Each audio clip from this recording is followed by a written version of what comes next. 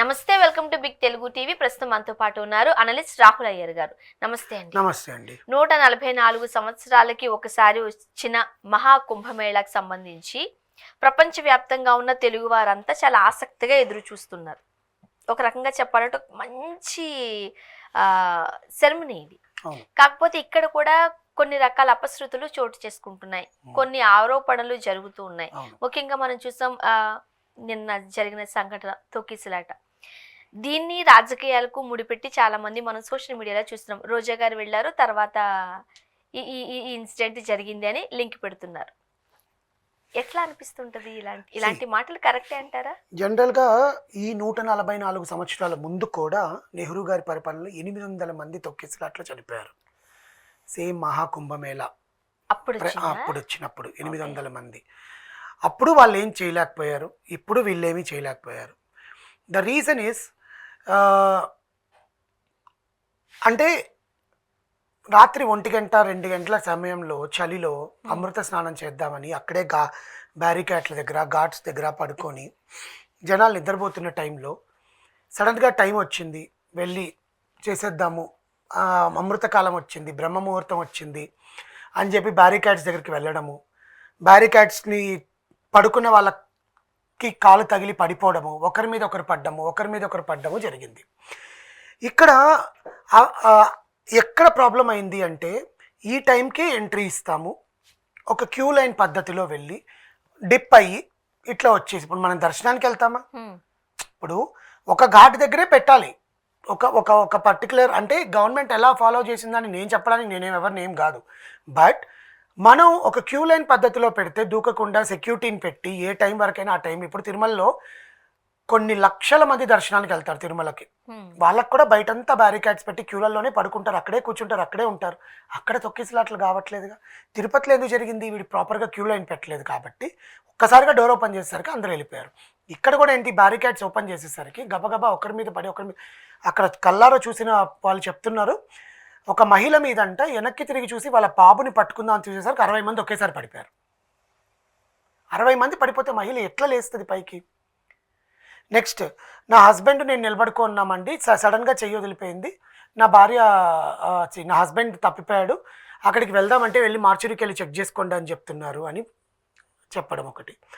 And ఇంకొకరు ఏమో మొత్తం 60 మందితో వచ్చారంట, వాళ్ళంతా కలిపి గ్రూపు 60 మందితో వస్తే 3 మాత్రమే ఉన్నారు, మిగతా 47 మంది ఎక్కడ వెళ్ళిపోయారో తెలియదు. ఫ్యామిలీ 12 మంది వస్తే 8 మందే ఉన్నారు, 4 కనిపించట్లేదు ఇంతవరకు. అంటే అక్కడ ప్రాపర్ మైక్స్ అనౌన్స్మెంట్స్ లేవంటే ఏదైనా తప్పిపోతే ఎక్కడ అనేది. అంతమంది కోట్ల జనాలకి ఏం జరుగుతుంది, అసలు ఎలా దీన్ని ఆపాలి, ఎవరికి వెళ్ళి చెప్పుకోవాలి, ఏ హాస్పిటల్ సిబ్బందికి వెళ్ళి చెప్పాలి, ఏ అంబులెన్స్కి వెళ్ళాలి, ఏ ఊరు మార్చురీకి వెళ్ళాలి అనేది ఏమీ లేకుండా పోయింది. దీనికి ఆయన ఎవరో యోగి ట్వీట్ చేయడము, చనిపోయిన వాళ్ళ గురించి మీరేం పట్టించుకోవద్దు, జరిగిన దానికి ఏం పట్టించుకోవద్దు, జరిగిన ఇన్సిడెంట్ గురించి మీరు ఆందోళన చెందకుండా అదే హోలీ వాటర్లో డిప్ అయిపోయి వచ్చేయండి, హోలీ డిప్ చేసేసి వచ్చేయండి బయటికి అని చెప్పడము, ఇవన్నీ వివాదాలకే దారితీస్తుంది. ఎందుకంటే అక్కడ జరిగింది ప్రాణాలు చనిపోయారు, ప్రాణాలు పోయాయి, ఇంకా రావు.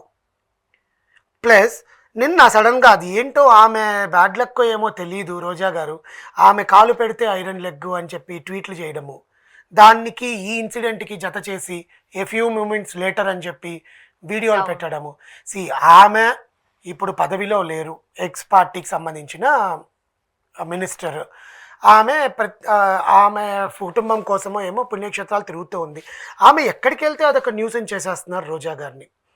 దీన్ని మళ్ళీ అల్లు అర్జున్ గారితో లింక్ చేయడము, అంటే హీరోలు ఎక్కడికైనా వెళ్తే వాళ్ళని చూడడానికి జనాలు ఎగబడి చనిపోయారు. అప్పటికీ రోజా గారు వెళ్ళిన దగ్గర ఆమె వీడియోలు అంతా చూస్తుంటాం మనము.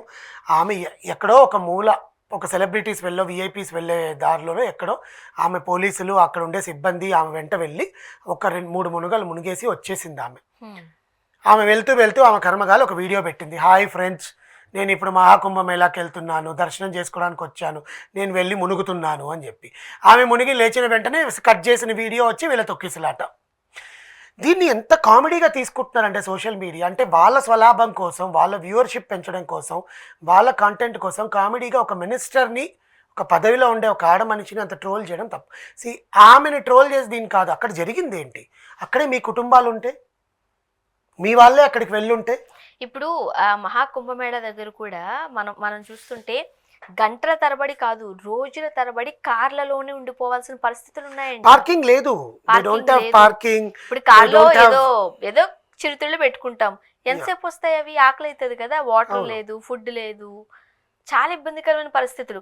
గవర్నమెంట్ అసలు అంటే కోట్లలో వస్తారని తెలుసు, అవును, మరి వాళ్ళకి మన అందరూ సైకిళ్ళ మీద మనం అన్నట్టు నడుచుకుని రారు కదా. వాళ్ళకు ముందే మహాకుంభమేళా ప్రయాగరాజ్లో వస్తోంది, ఇన్ని కోట్ల మంది అంచనా ఉంటుందని కంపల్సరీ అక్కడ ఉండే నివేదికలో కానీ, ఆ కూర్చున్న బోర్డ్ ఆఫ్ డైరెక్టర్స్ కానీ, దానికి సంబంధించిన ఎవరైతే ఉన్నారో ఆ పర్టికులర్ పర్సన్స్కి చైర్మన్స్కి ప్రతి ఒక్కటి తెలిసి ఉంటుంది. కానీ పార్కింగ్ మేము ఇవ్వమండి, మా దగ్గర లేదు, మీరు ఎక్కడైనా పెట్టుకోరండి, రైల్వే స్టేషన్స్లో పెట్టుకోండి, బస్ స్టేషన్స్లో పెట్టుకోండి, మిమ్మల్ని ఎవరు రమ్మన్నారని కూడా క్వశ్చన్ చేస్తున్నారంట. అదేంటది? కుంభమేళాలో మహాకుంభమేళా దైవ దర్శనానికి మేము వస్తున్నాము, మేము వచ్చి అక్కడ డిప్ అయితే మా పాపాలు పోతాయని అంతమంది కోట్ల మంది వస్తున్నారు. నిన్న మనం మాట్లాడుకున్నప్పుడు 15 మందే చనిపోయింది, 60 మంది, 60 మంది చనిపోయారు, 80 మందికి గాయాలైనాయి. ఎంత ఇబ్బందికరమైన పరిస్థితుల్లో మన ఫ్యామిలీస్ అదే ఇంత ఇబ్బందికరమైన పరిస్థితుల్లో ఇప్పుడు సగం మంది వర్గం అంతా ఏం ట్రోల్ చేస్తున్నారంటే, సార్ మీరు ఎందుకు వెళ్ళాలండి, ఇంట్లో ఉండి దండం పెట్టుకోవచ్చు కదా. ఎవరి భక్తి వాళ్ళది, వివేకం, మనం ఏం చేయలేం దానికి. ఎవరి భక్తి వాళ్ళది. ఎవరు ఒకరికి రమ్మని చెప్పరు, ఒకరు వెళ్ళొద్దు అని చెప్పరు. గుడికి అసలు ఫస్ట్ ఆఫ్ ఆల్, కానీ గుడి అనే కాదండి, మనం ప్రార్థించే ఏ దేవుడైనా సరే, ఏ మతమైనా, ఏ కులమైనా, ఒక ఒక ఒక దాన్ని ఏమంటారు, హోలీ ప్లేస్కి వెళ్తున్నాము అంటే వాళ్ళు పిలిస్తేనే మనం వెళ్తామంట. ఫర్ ఎగ్జాంపుల్ ఇప్పుడు if a person is going to masjid, ఆ దర్గా ఆయన రమ్మంటాడు, వచ్చి కూర్చొని చేసుకో ఈ టైంకి నీ అని చెప్పి వాళ్ళ కళలో మనసులో కనిపించిన దాఖలాలు చాలా ఉన్నాయి. The people who go for church వెళ్ళి క్యాండిల్ పెడతారు, చక్కెర పెట్టుకుంటారు, మేరీ మాతకి ఏదో ఒకటి చేస్తారు, వెళ్ళి ప్రేయర్ చేయించుకుంటారు, అది వాళ్ళ మనసులో బాధ కలిగించినప్పుడు అక్కడికి వెళ్తారు. Same like Hindus or Sikhs or whatever, ఏ టెంపుల్కి వెళ్ళినా వాళ్ళ దేవాలయాలకు వెళ్ళాలనుకున్నా కూడా దేవుడి దగ్గరికి వెళ్ళాలని వాళ్ళ మనసుకు అనిపిస్తుంది. అది నువ్వు వెళ్ళొద్దని చెప్పడానికి కుటుంబ సభ్యులకి రైట్ లేదు, మనం మాట్లాడే మాలాంటి అనలిస్ట్లకి రైట్ లేదు, మీమ్స్ క్రియేట్ చేసే వాళ్ళకి రైట్ లేదు. కానీ ఇక్కడ పార్కింగ్కి ఇబ్బంది పడుతూ, హాస్పిటల్స్కి ఇబ్బంది పడుతూ అక్కడ గవర్నమెంట్ ఏం చేస్తోంది?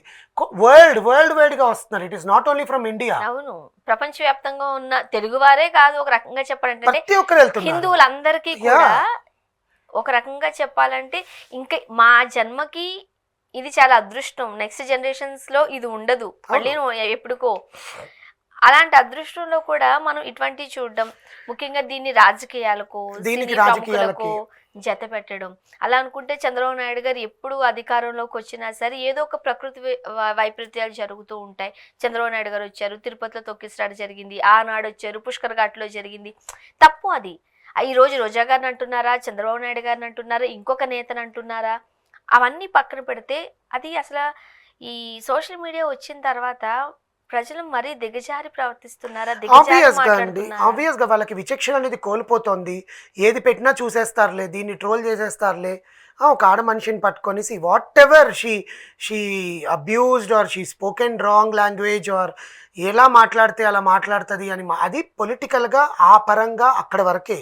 తర్వాత అంటూ ఆమెకు ఒక జీవితం ఉంటుంది, ఆమె ఫ్రీడమ్, ఆమె రైట్ టు టాక్ ఉంటుంది, రైట్ టు వెళ్తుంది. సో అలాంటి ఆమెకి ఇలాంటి దుర్ఘటనకి లింక్ కట్టి ఆమెకు వచ్చిన పుణ్యం కూడా పోతుంది. ఎలాంటి విషయాన్ని కూడా ఎవరితోనూ లింక్ పెట్టి ఆమె కూడా అక్కడ బాధపడింది, అంతమంది చనిపోతుంటే. సో ఇంక మీదట ఇంకా జరిగే మిగతా 30 రోజులు ఎలా ఉండబోతోంది అనేది చూడాలంట. ఎటువంటి జాగ్రత్తలు తీసుకుంటారో చూడాలి. Thank you so much. Thank you అండి.